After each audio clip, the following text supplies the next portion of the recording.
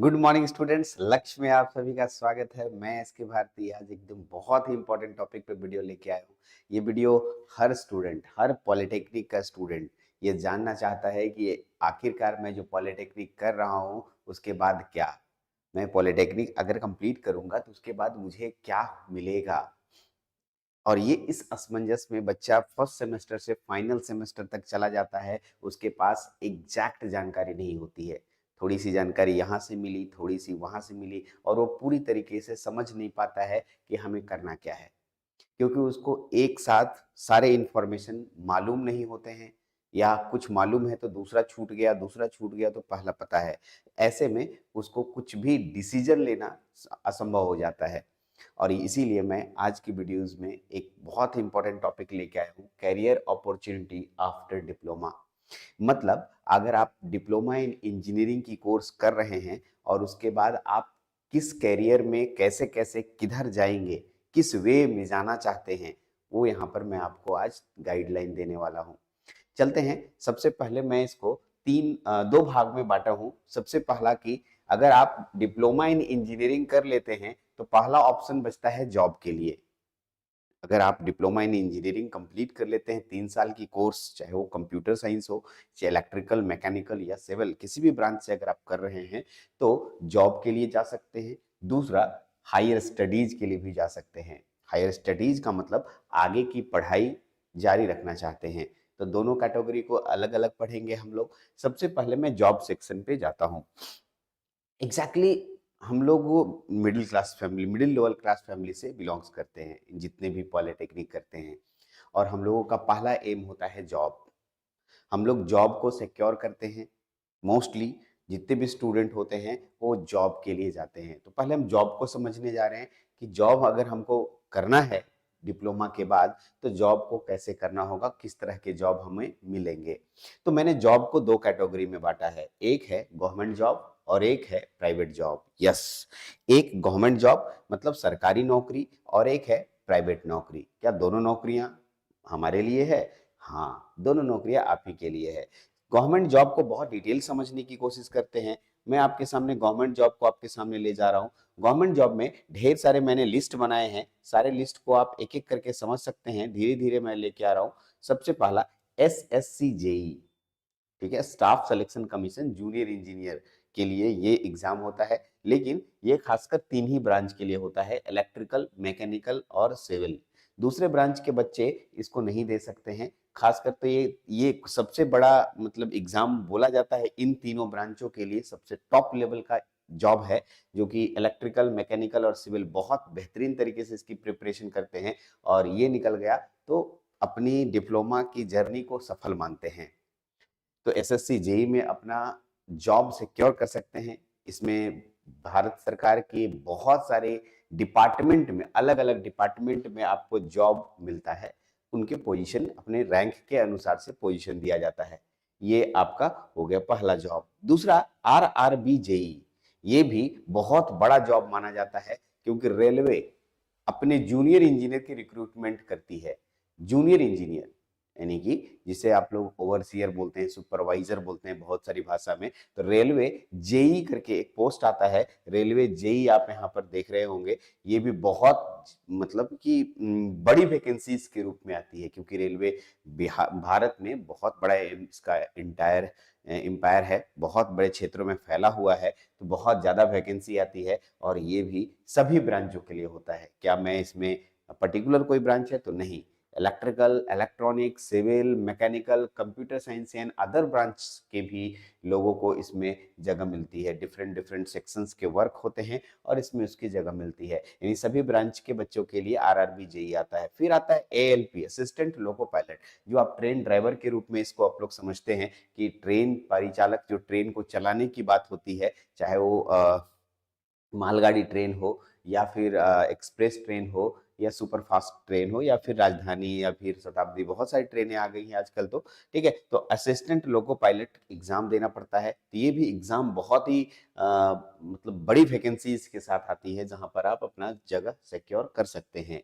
आइए इसके बाद जूनियर इंजीनियर में इसरो, डीआरडीओ और इंडियन नेवी में जगह बनाने का मौका मिलता है। इसरो, ठीक है, टॉप लेवल के ऑर्गेनाइजेशन है। इसी में बार्क भी आता है, मैंने लिखना छोड़ दिया, आप इसको मेंशन कर लें। मैं एक आइडिया दे रहा हूं, मैं हो सकता है किसी ऑर्गेनाइजेशन को मैं छोड़ रहा हूं तो आप उसको मेंशन कर लीजिएगा। मैं सारे को एक जगह मेंशन नहीं कर सकता हूं, लेकिन मुख्यतः मैंने मेंशन किए हैं इसरो, डीआरडीओ, यहाँ पर बार्क भी आते हैं, ठीक है, ओके, इंडियन नेवी, इन सब में भी आपको गवर्नमेंट जॉब की वैकेंसीज आती है और अलग अलग स्ट्रीम की आती है, मतलब अलग अलग ब्रांचेस की आती है, इलेक्ट्रिकल, मैकेनिकल, सिविल, ठीक है, कंप्यूटर साइंस, सभी ब्रांच के लोग स्टूडेंट इसमें, ठीक है, अपना, ठीक है, एग्जाम देंगे और अपना जॉब सिक्योर करेंगे। यस, तो ये हो गया चौथे नंबर पे। पांचवें नंबर पे क्या आता है सर? पांचवें नंबर पे पीएसयूज हैं। पांचवें नंबर पे पीएसयूज। पीएसयूज क्या होता है? पब्लिक सेक्टर यूनिट्स बोलते हैं इसे, ठीक है, पब्लिक सेक्टर यूनिट। इसमें बहुत सारी कंपनियां हैं, मिनी रत्ना की कंपनी है, नवरत्न कंपनी है, महारत्न कंपनी है। ये सब क्या बोल रहे हैं सर? तो ये कंपनियों के समूह होते हैं जिसके नवरत्ना, मिनी रत्ना, महारत्ना ऐसे बांटा गया है। इसी कंपनियों में, ठीक है, जितने पीएसयूज होते हैं, पब्लिक सेक्टर यूनिट्स, इसको पब्लिक सेक्टर क्यों कहा जाता है ये भी मैं यहाँ पर थोड़ा सा 2 मिनट के लिए बता दूं, क्योंकि इसमें सरकार की कुछ भागीदारी होती है और कुछ पब्लिक लोगों की हिस्सेदारी होती है, दोनों के साथ में चलता है। हालांकि हम इसे गवर्नमेंट जॉब की कैटेगरी में रखते हैं क्योंकि ये भारत सरकार के अंडरटेकिंग में होता है और भारत सरकार इसको देखती है, इसलिए इसे पीएसयूज कहा जाता है, पब्लिक सेक्टर यूनिट। इसमें बहुत सारे नाम आते हैं, सेल, भेल, गेल, बेल, ओएनजीसी, आईओसीएल, बीपीसीएल, एनएचपीसी। हालांकि इसके फुल फॉर्म के लिए मैं एक अलग वीडियो दे दूंगा, अलग बना दूंगा। बहुत सारे स्टूडेंट को फुल फॉर्म नहीं आता होगा कि फुल फॉर्म इसका क्या है, लेकिन अगर आप इंजीनियर हैं तो आप सर्च करके खुद भी देख सकते हैं, ठीक है। SAIL Steel Authority of India Limited, भेल भारत हेवी इलेक्ट्रिकल लिमिटेड, ऐसे बहुत सारे नाम हैं, सभी के आप अपने फुल फॉर्म यहाँ पर ले सकते हैं, ठीक है। और मेनी मोर मैंने लिखा है, खत्म नहीं हुआ है यहाँ पर, इसकी लिस्ट कम से कम 30 से 35 पीएसयूज हैं जिसका लिस्ट यहाँ पर होगा। सभी की वैकेंसीज आती है, अलग अलग स्ट्रीम में आती है, ये कोई पर्टिकुलर स्ट्रीम नहीं है। हाँ, एक ऐसा कहा जा सकता है कि जो कंपनी जिस क्षेत्र में वर्क करती है उसमें उस तरह के ब्रांच के बच्चों की वैकेंसी ज्यादा निकालती है। जैसे मान लिया मैं सेल की बात कर रहा हूं तो steel Authority of India limited है, तो यहाँ पर मैकेनिकल और इलेक्ट्रिकल के बच्चों को ज्यादा जगह मिलेगा in the respect of civil and electronics. लेकिन बेल भारत इलेक्ट्रॉनिक्स लिमिटेड, यहाँ पर इलेक्ट्रॉनिक्स के बच्चे को ज्यादा जगह मिलेगा in the respect of mechanical and civil. तो एग्जैक्टली अलग अलग कंपनियों के वर्किंग नेचर के आधार पे उनकी वैकेंसीज रहती है, ठीक है। इसलिए आप ऐसा ना समझे कि वो उसके लिए है, वो उसके लिए है, सभी कंपनियों में सभी ब्रांच के बच्चों की जरूरत पड़ती है, इसलिए सभी में वैकेंसी जाती है, किसी में थोड़ा ज्यादा, किसी में थोड़ा कम। आइए, मेट्रो प्रोजेक्ट भी एक गवर्नमेंट जॉब का बहुत ही इंपॉर्टेंट जगह बनाता है। जैसे दिल्ली मेट्रो रेल, जब दिल्ली मेट्रो निकली थी तो बहुत वैकेंसीज आई थी, क्योंकि उसमें जूनियर इंजीनियर की जरूरत पड़ती है। तो वहां पर आप डीएमआरसी, एलएमआरसी, अभी पटना में मेट्रो बन रही है आपकी, तो यहाँ पर भी वैकेंसीज आएंगी और आप उसके लिए तैयार हो रहे हैं एकदम, ठीक है। जहां जहां मेट्रो प्रोजेक्ट होते हैं वहां पर जेई की जरूरत पड़ती है और वहां पर आपके रिक्रूटमेंट होते हैं। तो मेट्रो प्रोजेक्ट भी एक प्रकार की सरकारी नौकरी है और यहाँ पर भी आप देख सकते हैं।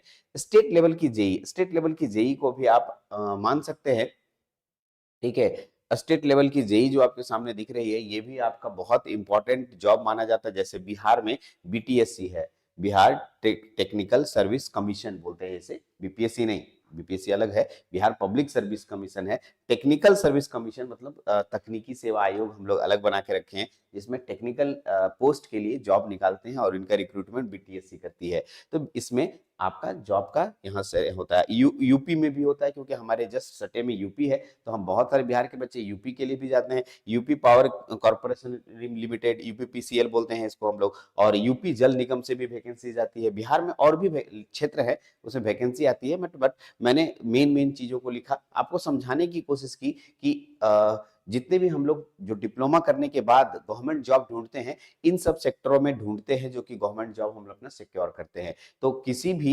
पॉलिटेक्निक स्टूडेंट का प्राइमरी वर्क होता है गवर्नमेंट जॉब का सिक्योरिटी। पहले गवर्नमेंट जॉब कर लो, उसके बाद अपना जगह बना लो। अब आता है दूसरा सेक्शन, प्राइवेट जॉब। क्या प्राइवेट जॉब हमें करना चाहिए? प्राइवेट जॉब मिलता है, कैसे मिलता है? तो ये प्राइवेट जॉब प्राइवेट सेक्टर्स के किसी पर्टिकुलर एक आदमी के द्वारा उनके ऑर्गेनाइजेशन में, उनके और बनाए गए ऑर्गेनाइजेशन में जॉब लेने के लिए होता है।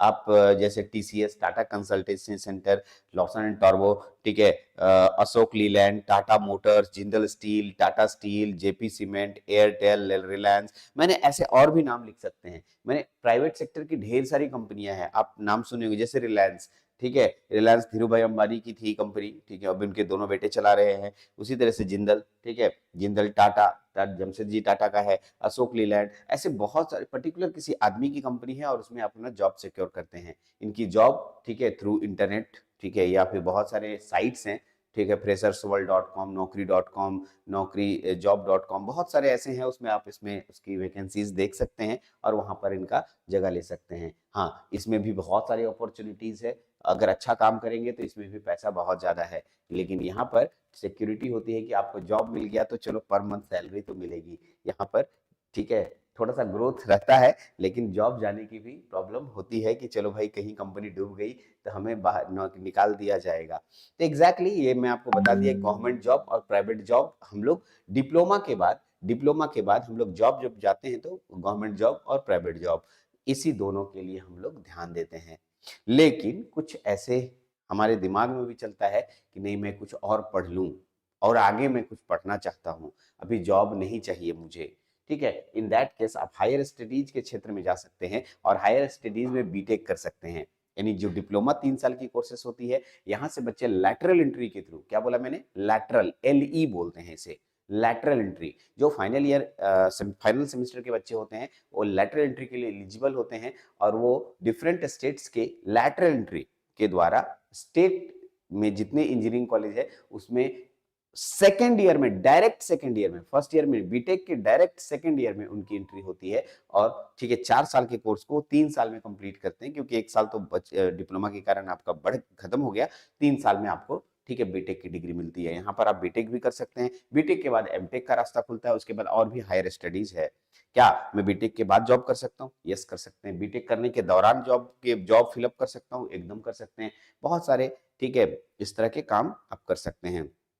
तो मैंने आज के वीडियोस में बस इतना बताना चाहा कि आपको डिप्लोमा के बाद क्या करना चाहिए, डिप्लोमा के बाद आप क्या सोच सकते हैं, तो इतनी सारी, लेकिन इन सब में एक मेरे एडिशनल अब जोड़ रहा हूँ, इंटरप्रेन्योरशिप, ठीक है, जो कि मैंने इसमें मेंशन नहीं किया। हाँ, हालांकि ये इंटरप्रेन्योरशिप के लिए हम लोग डिप्लोमा के बाद बहुत कम सोचते हैं, बीटेक के बाद ज़्यादा सोचते हैं, क्योंकि हम लोग इंटरप्रेन्योरशिप का मतलब आप काफ़ी हद तक समझते हैं, आप अपने से खुद अपना रोजगार स्थापित करें और उसमें अपना काम करें, जिसमें कि एक बड़ा कुछ एसेट्स लगता है, कुछ मैन पावर्स लगते हैं, कुछ माइंडसेट लगता है, डिफरेंट सेक्टर्स के लोगों को एक साथ जुड़ाना होता है और उनके जो आपका कंसेप्ट है उस पर, ठीक है, रिसर्च करके उस कंपनी को स्टैब्लिश करना होता है। हालांकि डिप्लोमा के बच्चे इतना नहीं सोचते हैं, लेकिन अगर आप ऐसा सोच रहे हैं देन टू गुड, आप सोचें, लेकिन बीटेक करने के बाद ये आता है, ठीक। तो एंटरप्रेन्योरशिप भी यहाँ से आप कर सकते हैं, यानी कि आफ्टर डिप्लोमा सोच सकते हैं, ठीक है।